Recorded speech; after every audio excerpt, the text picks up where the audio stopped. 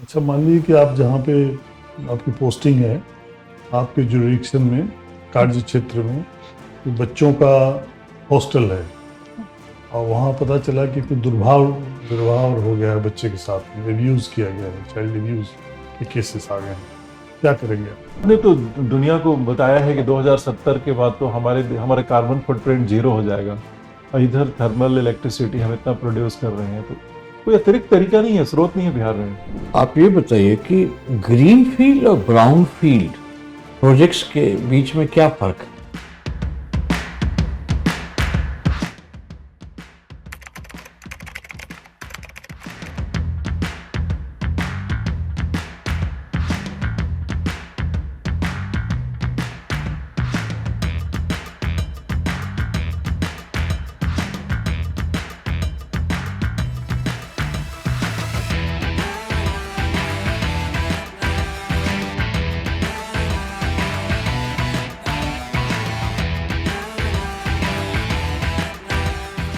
May I come in, sir? आइए। Good afternoon, sir. Good afternoon, sir. Good afternoon, sir. Thank you, sir. Priyanshu ji, Yes. अपने बारे में बताइए कुछ। Sir, मेरी बेसिक एजुकेशन मेरे गृह क्षेत्र से कंप्लीट हुई। उसके उपरांत मैंने इलेक्ट्रिकल इंजीनियरिंग से ग्रेजुएशन कंप्लीट किया, जहां पर मैंने एनालिटिकल एनालिसिस, क्रिटिकल थिंकिंग और प्रॉब्लम सॉल्विंग अप्रोच को डेवलप किया है। आप इलेक्ट्रिकल इंजीनियर हैं, आपने अच्छा किया हुआ है, फिर आप प्रशासनिक सेवा में क्यों आना चाह रहे हैं? सर, प्रशासनिक सेवा में आने की प्रेरणा सर मुझे मेरे कॉलेज के दौरान मिली थी, जब हम कुछ संस्थाओं से जुड़े हुए थे। बच्चों को सर इनफॉर्मल एजुकेशन दे रहे थे, वहां पर हमें उनको फॉर्मल एजुकेशन के लिए हमने आरटीई से जब उनको एडमिशन कराने का प्रयास किया, तो वहां पर सर हमें डीएम सर से वहां उन्होंने कुछ डॉक्यूमेंट्स की हमारी कमी थी, तो डीएम सर ने हमें कुछ ईज दे दिया, जिसकी वजह से सर हम उनको एडमिशन आराम से करा सके। तो वहीं से सर मुझे प्रेरणा मिली थी एडमिनिस्ट्रेटिव सर्विस में आने। लगता है इसलिए? नहीं, सत्ता है नहीं सर, सर्विस है। सर्विस हम सर्व कर सकते हैं सोसाइटी को ज्यादा बेहतर तरीके से। अच्छा, मान लीजिए कि आप जहाँ पे आपकी पोस्टिंग है, आपके जुरिडिक्शन में, कार्य क्षेत्र में कोई बच्चों का हॉस्टल है और वहाँ पता चला कि कोई दुर्भाव हो गया है बच्चे के साथ में, एब्यूज़ किया गया है, चाइल्ड एब्यूज़ के केसेस आ गए हैं, क्या करेंगे आप? सर, सबसे पहले अगर मुझे ऐसी शिकायत मिलती है और वो मेरे जुरिडिक्शन क्षेत्र में आता है, तो सबसे पहले सर मैं जांच करूंगा कि बच्चे के साथ किस तरीके का दुर्भावनापूर्ण कार्य किया गया। अगर बच्चा माइनर है तो सर पॉक्सो एक्ट के तहत हम आगे बढ़ने का प्रयास करेंगे, और साथ ही साथ सर बच्चे के पेरेंट्स और बाकियों को भी इन्वॉल्व बताएंगे कि क्या हुआ है। जिन बच्चों ने ऐसा किया है सर, उनके साथ उचित कार्रवाई करने का प्रयास करेंगे। बच्चे नहीं, उसमें बड़े लोग इन्वॉल्व है, सर बाहर एडमिनिस्ट्रेशन इन्वॉल्व है उसमें। सर तो एक जांच समिति के माध्यम से सर हम आगे बढ़ने की कोशिश करेंगे। जांच समिति की जो सिफारिश होगी उसके अनुरूप आगे बढ़ने की कार्य करेंगे। अच्छा, आप ये बताइए, बिहार में बहुत सारी संभावनाएं हैं टूरिज्म को लेके, उस क्षेत्र में आप क्या करना चाहेंगे? सर, अगर टूरिज्म के क्षेत्र में बिहार सर एक सांस्कृतिक रूप से काफी संपन्न राज्य है, तो सर हम टूरिज्म क्षेत्र को बढ़ाने के लिए कुछ मल्टीवेक्टर अप्रोच अपना सकते हैं। सर, जैसा कि हम वहां पे सर अवसंरचनात्मक विकास की जरूरत है, जैसा कि सर 5 स्टार होटल्स की स्थापना और बेहतर कर सकते हैं, जिससे विदेशी टूरिस्ट को अट्रैक्ट कर सकें।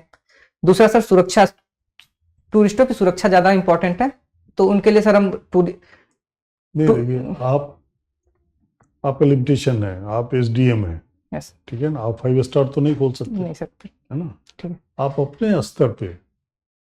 अपने स्तर पे आपको अधिकार कर्तव्य पता है कि आपको क्या ड्यूटीज हैं, क्या पावर दिए हुए हैं, उसमें रहते हुए आप क्या किस तरह से वहाँ के टूरिज्म का विकास कर सकते हैं, ये बताइए। Sir, as an SDM sir मैं अपने क्षेत्र में सबसे पहले तो जहाँ पे टूरिज्म की क्षेत्र संभावनाएं हैं, जिन क्षेत्रों को, उनकी सबसे पहले पहचान करूंगा और वहां पर सब विकासात्मक गतिविधियों को बढ़ावा दूंगा।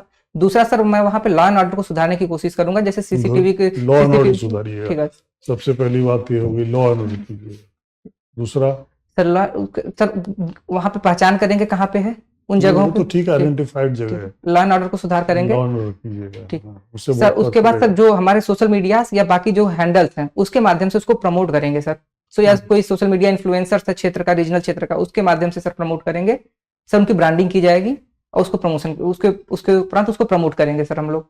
और सर वहाँ पे जो स्थानीय गतिविधियां हैं और उनके साथ जो सर वहाँ पे रोजगार को भी स्थापित करने का प्रयास किया जाएगा। स्थानीय लोगों को टूरिस्ट गाइड के रूप में डेवलप करेंगे, साथ ही साथ हम महिलाओं के बीच में भागीदारी को बढ़ा सकते हैं सर। यूथ के लिए क्या क्या स्कीम है? सर अभी हाल ही में एक यूथ एंड युवा और कौशल विकास विभाग की स्थापना की गई है और साथ ही साथ उच्च शिक्षा विभाग की भी स्थापना की गई है। इसके अतिरिक्त सर जो सीएम उद्यमिता प्रोत्साहन योजना भी लाई गई है। एक वर्तमान समय में सर 1 करोड़ रोजगार को भी देने का प्रयास किया जा रहा है। ये देखा गया है कि पिछले कई सालों में टीचर्स की मास भर्ती की गई है, बहुत सारे स्कूल में टीचर्स आए हैं, बट क्वालिटी ऑफ एजुकेशन जो है वो स्टैंडर्ड अभी वो अचीव नहीं किया है, उसका स्तर अभी भी पुअर है। आपको डिस्ट्रिक्ट एजुकेशन ऑफिसर का भी पद दिया जा सकता है, तो उसमें आप क्या करेंगे? सर अगर सर मुझे जैसा कि सर वर्तमान समय में बिहार में शिक्षकों की बड़ी मात्रा में भर्ती भी हुई है और इनरोलमेंट और लिटरेसी रेट भी बढ़ रहा है, लेकिन हमारा लर्निंग आउटकम उसके अनुरूप नहीं बढ़ रहा है। तो सर मैं वहां पर सर नवाचारी पद्धति को बढ़ाने का प्रयास करूंगा पहले स्तर पे। दूसरे स्तर पे सर हम लोग न्यू एजुकेशन पॉलिसीज के तहत जो चीजें आई उनको इम्प्लीमेंट करने का प्रयास करेंगे। तीसरा सर कार्य जो होगा सर शिक्षकों के साथ संवाद करेंगे और उनको ये बतलाएंगे कि हम कैसे क्रिएटिव थिंकिंग उनके बच्चों में डेवलप कर सकते हैं कि वो सीखने की प्रवृत्ति उनकी ज्यादा डेवलप हो। सर माध्यमिक और उच्च स्तर पर सर हमको कुछ स्किल्स भी प्रोवाइड कराएंगे जिससे उनके भविष्य में आगे बढ़ने की संभावनाएं ज्यादा विकसित हो पाए। एक अंतिम प्रश्न मैं पूछ रहा हूँ आपसे कि आईपीसी, सीआरपीसी, आईबीसी का नाम चेंज कर दिया गया है। yes. सबसे पहले तो क्यों किया गया है और क्या क्या नाम है उनके नए? सर जैसा कि सर इनको आईपीसी सीआरपीसी को बदल करके सर 2023 में भारतीय अधिनियम संहिता या बीएएस और सर तीन प्रावधानों में 3 और नाम लिखे बीएएस, भारतीय साक्ष्य अधिनियम बीएसए और सर बीएएस है। मैं इसका फुल फॉर्म सर याद नहीं कर पा रहा हूँ। ठीक है सर। इसमें सर इसको जो ये कानून थे ये बहुत औपनिवेशिक कानून थे, तो सर इसमें बदलाव करके हम जो वर्तमान समय में रिफॉर्म एक्सप्रेस के साथ साथ बढ़ रहे हैं, तो हम इसको सर इसके लिए कि जो हमारी वर्तमान जरूरत है उसके अनुरूप सब प्रावधानों को शामिल किया गया है। प्रियांशु जी, Yes. प्रियांशु जायसवाल, आप इलेक्ट्रिकल इंजीनियरिंग ग्रेजुएट हैं, आपने आज इंजीनियर वर्क भी किया है या नहीं? सर मैंने इलेक्ट्रिकल इंजीनियरिंग का वर्क नहीं किया। ठीक है, तो इलेक्ट्रिकल इंजीनियरिंग ग्रेजुएट होने के बाद professionally as a electrical engineer work नहीं करना आपको थोड़ा अटपटा कभी लगा? सर नहीं, मेरी प्रेरणा सर वही थी सिविल सर्विसेज की, वहां से बदल गई तो सर मुझे ऐसा कुछ अफसोस नहीं हुआ कि मैं इलेक्ट्रिकल इंजीनियर की तरफ नहीं बढ़ा पाया हूँ। देखिए इतना खर्च सरकार का और फिर वो इंजीनियरिंग कॉलेज में एक सीट किसी और को मिल सकता था, ये सब बातें कुछ ऐसा नहीं लगती जो दुविधाजनक? नहीं सर, मुझे लगता है सर वर्तमान समय में टेक्नोक्रेट की तरफ हम लोग आगे बढ़ रहे हैं, तो सर वो टेक्नोक्रेट की तरफ आगे बढ़ रहे हैं, वो तो खैर विवाद का विषय है। लेकिन एक चीज बताइए कि बिहार में इलेक्ट्रिसिटी की स्थिति क्या? सर बिहार में सर लगभग 42,000 मेगा यूनिट का हर साल जनरेशन और लगभग हम 650 मेगा यूनिट हम लोग सरप्लस स्टेट हैं। वर्तमान समय पर कैपिटा जो इलेक्ट्रिसिटी कंजम्पशन है लगभग 350 यूनिट है। इसके अतिरिक्त सर जो हमारे यहाँ पे बिहार में 10 गीगावाट का जनरेशन क्षमता है, जिसमें मैक्सिमम सर हमारी जो जनरेशन क्षमता है वो थर्मल पे डिपेंडेंसी हमारी ज्यादा है। बिहार में 7 थर्मल पावर हाइड्रो इलेक्ट्रिसिटी का क्या परसेंटेज है इसमें? क्या सर?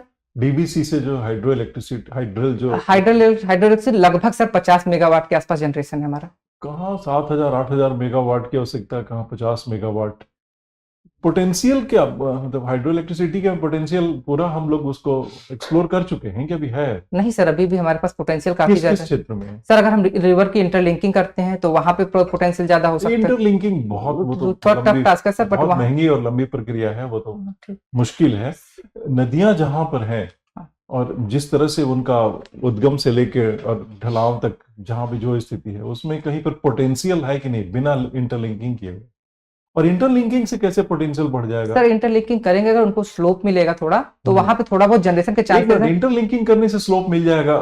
या आप इंजीनियरिंग के स्टूडेंट हैं, थोड़ा ध्यान से बोलिए, इंटरलिंकिंग करने से स्लोप कैसे मिल जाएगा? और थोड़ा सा स्लोप से हाइड्रो इलेक्ट्रिसिटी नहीं बनती, उतना ज्यादा जनरेशन नहीं हो पाएगा सर। इंटरलिंकिंग से बहुत ज्यादा जनरेशन के चांसेस नहीं है सर। तराई जानते हैं कि उनको किस लेवल से फिर पानी को टरबाइन्स को चलाने के लिए लाना पड़ता है, थोड़ा स्लोप से थोड़ी बनेगा। ठीक सर, इसके अतिरिक्त सर तराई रीजन में भी अभी संभावनाएं हैं हमारी, बट सर मैंने इसके बारे में भी डीप एनालिसिस नहीं किया, तो सर सॉरी। ठीक है, कोई बात नहीं।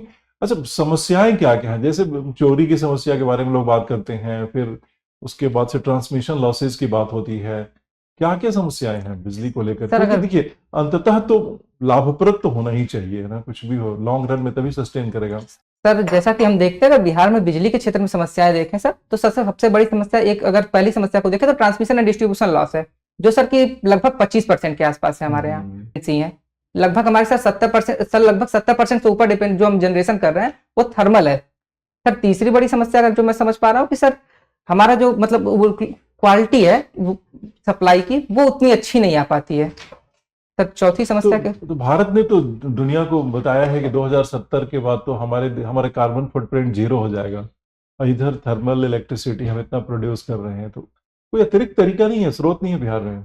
है सर। हम सर बिहार में जैसे कि हमारा सर 2070 का नेट जीरो का टारगेट है, तो हम उसको अचीव करने के लिए सर अतिरिक्त तरीके भी हैं। जैसा कि सर हम सबसे अभी तो एक पहला तो हम कजरा में ही हमने बैटरी स्टोरेज का BESS का एक प्लांट लगाया है, जिसकी कैपेसिटी सर लगभग 300 मेगावाट के आसपास है। बैटरी स्टोरेज तो अभी उसके अतिरिक्त इतना विकसित नहीं है, वो हाँ तो सर। उसकी टेक्नोलॉजी तो बहुत पीछे है अभी। तो सर प्रेजेंट टाइम में हम ट्रांजिशनल एनर्जी की तरफ भी मूव कर सकते हैं सर। ट्रांजिशनल एनर्जी में हम लोग अभी sir advance ultra super critical plant और advance ultra super critical plant की तरफ मूव कर रहे हैं। दूसरा सर जो है अभी 5 SMR प्लांट भी लग रहे हैं, स्मॉल मॉड्यूलर रिएक्टर, वहां पर जा सकते हैं। तीसरा सर एथेनॉल की एनर्जी को भी हम यूज कर सकते हैं। ठीक है सर। चौथा सर जो हमारा है वो कि हम प्लांट की एफिशिएंसी को इंप्रूव कर सकते हैं और भी। आने वाले दिनों में बिजली की आवश्यकता तो कई गुना ज्यादा बढ़ेगी, क्योंकि अगर हम इंडस्ट्रियलाइजेशन की बात कर रहे हैं, अर्बनाइजेशन की बात कर रहे हैं, तो भविष्य की हमारी योजनाएं तो जो रिन्यूएबल एनर्जी के है जो आप बता रहे हैं वो बहुत ही नगण्य है, वो तो हमारी आवश्यकताएं पूरी नहीं कर पाएंगी। तो थर्मल एनर्जी से निजात पाने और उसी पैमाने पर बड़े स्तर पे एनर्जी पैदा करने के लिए अभी भारत सरकार ने एक इनिशिएटिव लिया है, अब वो क्या है? सर जैसा कि अगर मैं समझ पा रहा हूँ तो सर न्यूक्लियर क्षेत्र में शांति विधेयक एक लाया गया है, जिसको सर मैं उसकी बात कर तो- रहा था। उसका क्या पोटेंशियल है, और उससे बिहार, देखिए अब मान के चल रहे हैं कि नहीं कि 5-10 वर्षों में बिहार हाँ। की बिजली की आवश्यकता दुगुनी हो जाएगी। हाँ सर। तो जैसा कि उसमें सर न्यूक्लियर एनर्जी का हमारा टारगेट है कि 100 गीगावाट तक 2047 तक हमें जनरेट करना है सर उससे।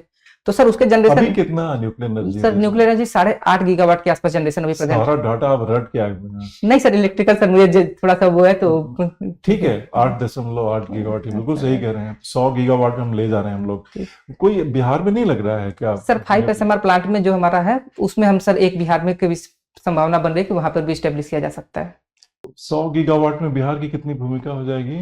सर अगर वो प्लांट की डिपेंडेंसी के ऊपर डिपेंड नहीं करता नहीं, है उसका वो तो पहले ही तय हो जाता है ना कि इसका कितना सर। कैपेसिटी अभी तो उसके कुछ डिटेल्स प्लान नहीं है सर, या फिर मैं उससे अवेयर नहीं हूँ। ठीक है, ठीक है, थैंक यू।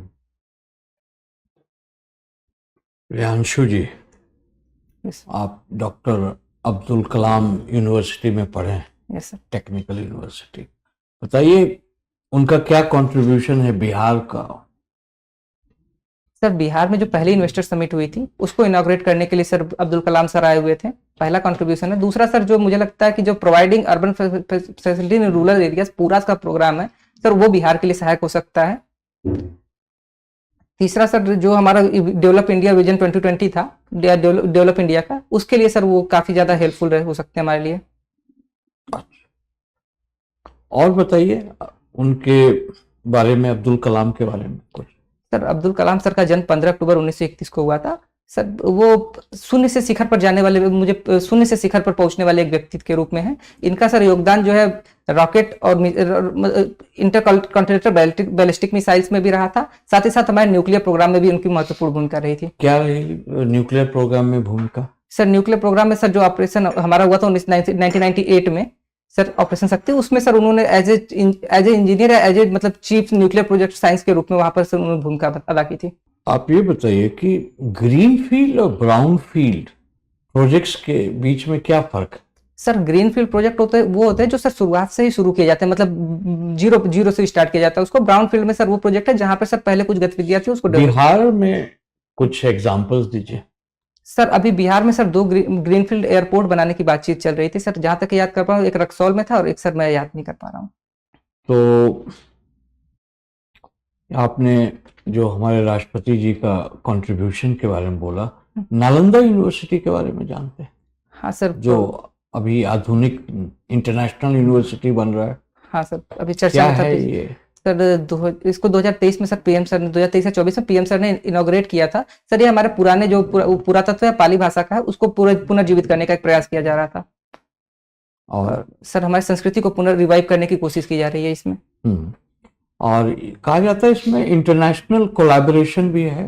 हाँ सर, बहुत सारे देश मिलकर के। कौन कौन देश है सर? जहां तक मैं समझ पा रहा हूँ सर इसमें जापान और साउथ कोरिया और कंट्रीज का भी जापान साउथ कोरिया जैसे कंट्रीज का भी कंट्रीब्यूशन रहा है। उनका क्या कंट्रीब्यूशन है सर इस्टेब्लिश करने में उनकी भूमिका थी, साथ साथ फंडिंग में भी उन्होंने योगदान दिया था। तो ये बताइए कि जो हमारे पुरानी यूनिवर्सिटी है नालंदा यूनिवर्सिटी, उसमें और बहुत सारे जो नालंदा में टूरिस्ट स्पॉट, टेक्नोलॉजी कैसे यूज किया जाए टूरिज्म को बढ़ावा देने के लिए?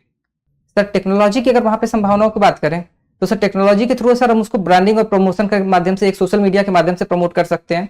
ठीक है। दूसरा सर उसको वहां पर हम लोग एक डेटा का रिकॉर्ड रखने के लिए इसको यूज कर सकते हैं। साथ ही तीसरा सर जो पॉइंट है कि वहां पर सीसीटीवीज और एआई के माध्यम से उसको एआई पावर्ड करके सीसीटीवीज के माध्यम से सिक्योरिटी को एनहेंस कर सकते हैं, जिससे कि सर वहां पे टूरिस्टों को सिक्योरिटी सिक्योर ज्यादा फील करें, अपने आप को महसूस करें। लास्ट क्वेश्चन मैं पूछूंगा कि integrated check points Nepal border पर है, यूपी में भी और बिहार में, कहाँ कहाँ है ये? सर एक रक्सौल है सर, जहां तक मैं याद कर पा रहा हूँ सर, बाकी मुझे याद नहीं है प्रेजेंट टाइम में। तो इससे जैसे बॉर्डर तो खुला हुआ है, ठीक है, पोरस है, लोग कहीं से भी जा सकते हैं, आ सकते हैं, क्योंकि पूरा वो जो बॉर्डर खुला हुआ है। तो इसका एम क्या है इसको बनाने का? सर इसका जो जहां तक मेरी समझ कह रही है कि सर वो जो चेक पॉइंट्स हैं उनका मेन उद्देश्य सर ट्रेड को बढ़ाना था उन दोनों देशों के बीच में। तो सर ट्रेड को बढ़ाने के लिए, दूसरा सर जो वो पायरेसी या फिर जो ऐसे ड्रग्स ट्रैफिकिंग हो जो उस रास्ते से हो रही है उसको रोका जा सके। तो पब्लिक कैसे जाती है? वो कहीं से भी कहीं जा सकती है? अगर सर जहां तक सर मैं उस क्षेत्र में अभी गया नहीं हूँ, बट सर जहां तक मैं समझ पा रहा हूँ कि सर पोरस बॉर्डर से तो कुछ खुले हुए एरियाज भी होंगे, वहां से भी पब्लिक नॉर्मल माइग्रेट करती रहती है। हमारा नेपाल के साथ रोटी बेटी का संबंध है, तो सर वहां पर वो आपस में रिश्तेदारियां भी है, नातेदारी भी है, तो इसके लिए वो आते जाते भी रहते होंगे। सर बॉर्डर्स जो आईसीबीएम या चेक पॉइंट्स है सर, जो बॉर्डर एरियाज पे सर, वो ट्रैफिक और गुड्स के मैनेज करने के लिए वहां पर है। ठीक, थैंक यू।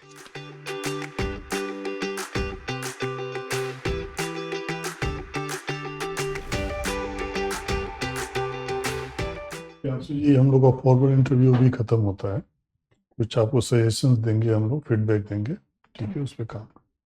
सबसे पहली बात, अब बहुत तेज बोलते हैं, तो कोशिश ये करें कि थोड़ा आराम से बोलें, कोई ट्रेन तो छूट नहीं रही है। ठीक है। ये इम्प्रेशन आ रहा है कि मिस कर रहे हैं कुछ भाग दौड़ वाली, इत्मीनान से एक, है ना, ठहराव के साथ में बात करना है, ठीक है। सर और सर इसकी लाइट जो है वो चेहरे पर डायरेक्ट पड़ रही, तो इम्प्लीमेंटेशन जो आंखों में आई कांटेक्ट करने में दिक्कत हो रही है यहाँ से। नहीं, आई कांटेक्ट की बात नहीं बोलो, आपको वो नहीं, बोल जो स्लो जो है ना, वो नहीं, थोड़ा धीरे, उससे लाइट का कोई इफेक्ट तो नहीं है। नहीं, हाँ सर। आप तो ऐसे भी इलेक्ट्रिकल इंजीनियर ने लाइट से तो ऐसे भी आपको कोई दोस्ती होनी चाहिए, लाइट तो रहेगा ही, है ना। तो कोशिश ये करें जो मैं बता रहा हूँ कि थोड़ा आराम से बोलें, हड़बड़ी की जरूरत नहीं है, और प्रश्न को समझें, ठीक है, फिर जवाब दें। आपको नॉलेज अच्छा है, अच्छे से है, लेकिन थोड़ा सा ठहराव की जरूरत है, ठीक है। और एक और बताएंगे कि चूंकि प्रशासनिक सेवा में जा रहे हैं आप, तो जो भी लॉ एंड ऑर्डर से रिलेटेड जो भी रूल्स रेगुलेशंस हैं उसके बारे में थोड़ा सा जान लीजिए, है ना, क्या क्या सेक्शंस है जिसके अंडर आप काम करेंगे वहाँ पे, है ना, तो इसके बारे में पूछा जा सकता है। बाकी जो प्रोग्राम्स गवर्नमेंट के हैं वहाँ पे, उसके बारे में थोड़ा जान लीजिए, ठीक है। और 2-3 पॉइंट बोलिए और आराम से बोलिए, ठीक है, यही एक सुझाव रहेगा, बाकी ठीक है। आपको फैक्ट्स में बड़ी अच्छी पकड़ है, डाटा वाटा नाम वगैरह सारे बहुत अच्छे से याद हैं, लेकिन एक दिक्कत ये है कि इंटरव्यू तो खाली वो ज्ञान का टेस्ट सिर्फ नहीं है ना, आपको वो देखते हैं कि गंभीर और एक सम्मानित पद पे आप जा रहे हैं, तो उसकी सुटेबिलिटी देखी जाती है। तो बहुत जल्दी बोलने से कई बार होता ये है कि अच्छे प्रबुद्ध व्यक्ति भी कुछ ऐसी बातें कह जाते हैं जो आमतौर पे नहीं बताना चाहिए, नहीं कहना चाहिए। तो थोड़ा सा ठहराव के साथ बोलने का जो चेयरमैन सर ने बताया, वो एक आवश्यक मुझे पार्ट लग रहा है।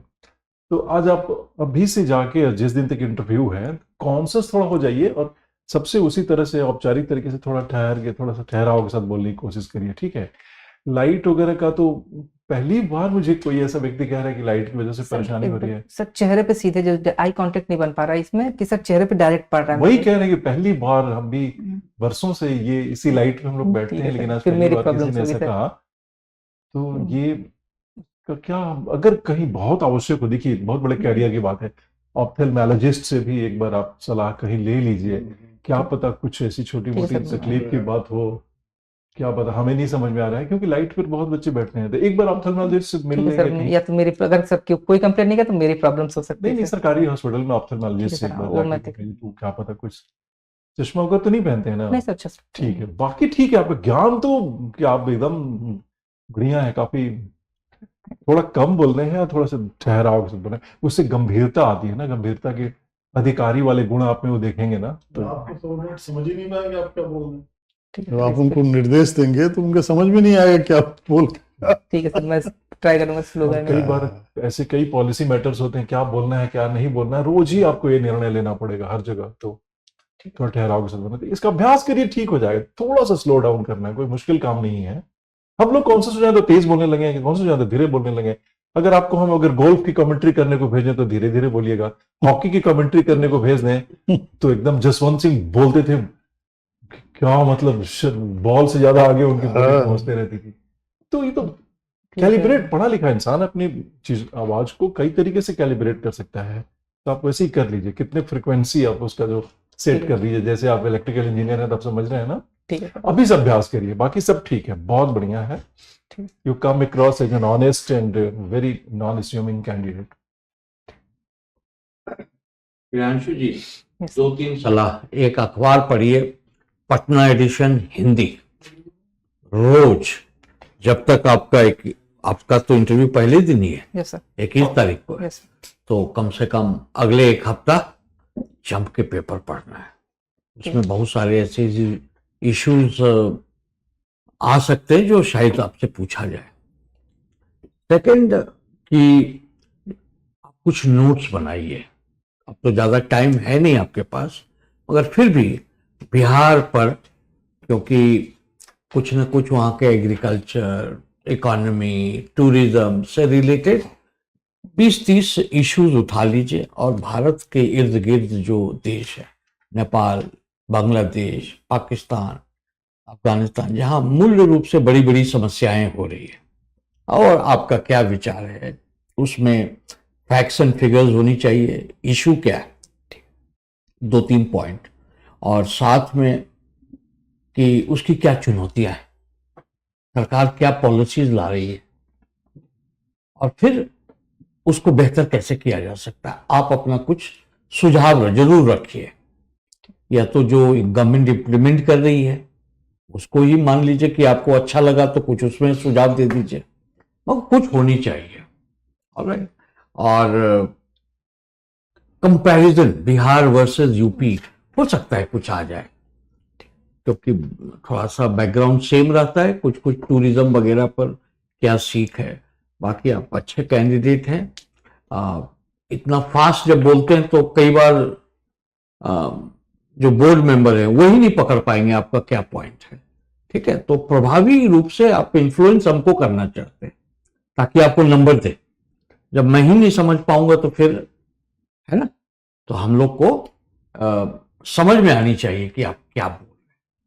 बाकी आप अच्छे हैं। Thank you sir.